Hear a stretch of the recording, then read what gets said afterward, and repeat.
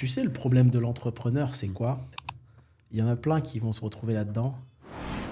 Moi, je suis tellement un fan d'entrepreneuriat que quand je suis à un repas de famille et que je discute avec des personnes de ma famille qui n'ont aucune ambition, tu sais, ce que je me dis, c'est dingue. Je me dis, moi, je vais peut-être pas vivre assez longtemps pour créer tout ce que j'ai envie d'entreprendre. Et je me dis, eux, ils ont tout le temps, mais ils ont envie de rien faire.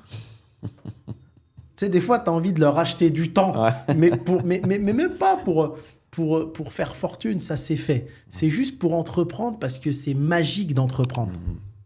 Te challenger, te pousser. Voilà. Et moi, tu sais, j'ai une amie qui m'a envoyé quelque chose, je te jure. Et je lui ai dit, je crois que tu me connais mieux que ma mère. Je vais te dire ce qu'elle me met.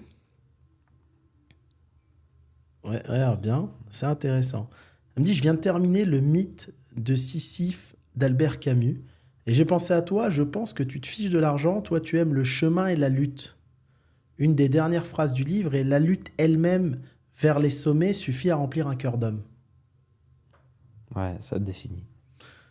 Et en fait, je lui ai dit, tu m'as défini, c'est dingue, parce que j'ai toujours fait une recherche sur moi-même là-dessus, et c'est vrai, malgré tous les problèmes que j'ai endurés, que ça soit avec l'administration, avec tout, hein, ben en fait, ce que j'aime le plus, je pense, c'est les problèmes.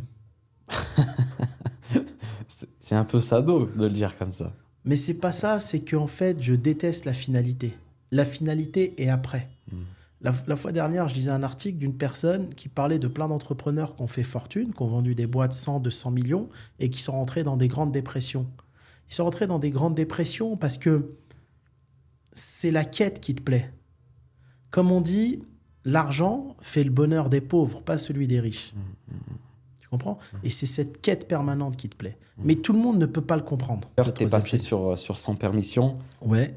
Donc, alors, j'ai été étonné avec des personnes très sympas. D'accord? Moi, je dis la réalité, ce que je ressens, encore une fois. Alors, tu vois, souvent, les gens, ils critiquent, par exemple, Oussama et tout. Des personnes très sympas. Et j'ai plein de gens autour de moi qui me parlent d'anecdotes sur ces gens-là. Je dis, mais tu sais, quand tu voyages beaucoup et que tu as fait le tour du monde, tu auras souvent des anecdotes qui peuvent paraître folles pour des personnes qui sortent pas de chez eux. C'est exactement vrai. Ok, mais moi j'y crois parce que j'ai des anecdotes dans ma vie de dingue, des choses de dingue qui me sont arrivées que j'ose même pas dire face caméra. Mais quand tu voyages beaucoup et que tu rencontres des personnes à travers le monde, il t'arrive des choses forcément plus intéressantes et plus dingues. C'est clair. Maintenant, Oussama, Yomi et Antoine, des personnes très sympathiques. On a passé un très bon moment, 2h40. Voilà, et j'ai beaucoup apprécié. Hein. Quand tu parles d'anecdotes, tu me fais penser à une anecdote que tu pourras jamais raconter, je pense, ici. C'est celle de la Colombie. Oui. Qui était assez folle. Et voilà, je pense que si tu la racontes, tout le monde va faire un peu le même truc. Ouais, c'est du mytho, ou tu dis n'importe quoi, etc. Alors que c'est réel. Moi, j'ai vu... Non, mais c'est comme quand je racontais qu'avec mes collaborateurs, personne ne voulait aller en France pour signer le contrat de 2 millions. Oui. Mais en fait... Dans la tête des gens, c'est incompréhensible. Mais quand tu es à un moment où tu gagnes 2 millions par mois, tu vois ce que je veux dire? Ces gens-là n'étaient plus attirés par l'argent qui travaillaient autour de moi. Tu comprends? Mais tu peux pas le comprendre.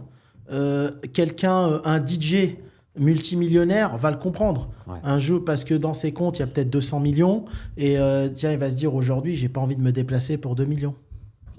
Parce que je suis fatigué et qu'on est en train de rigoler entre potes et parce que dans son compte, il y a déjà 200.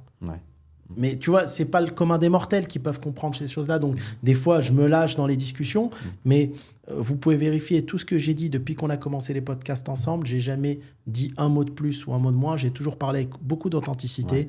Et je pense que c'est pour ça que le public nous apprécie et nous remercie. Et aujourd'hui, que ça soit... vous savez, comme je le dis, moi, j'ai un problème réputationnel qui m'importe beaucoup. D'accord? Je tiens à garder une réputation d'homme sérieux et qui a fait ses preuves. Je ne suis pas un infopreneur, je suis un entrepreneur qui aujourd'hui pense que les réseaux sociaux et le personal branding est l'avenir de l'entrepreneur physique.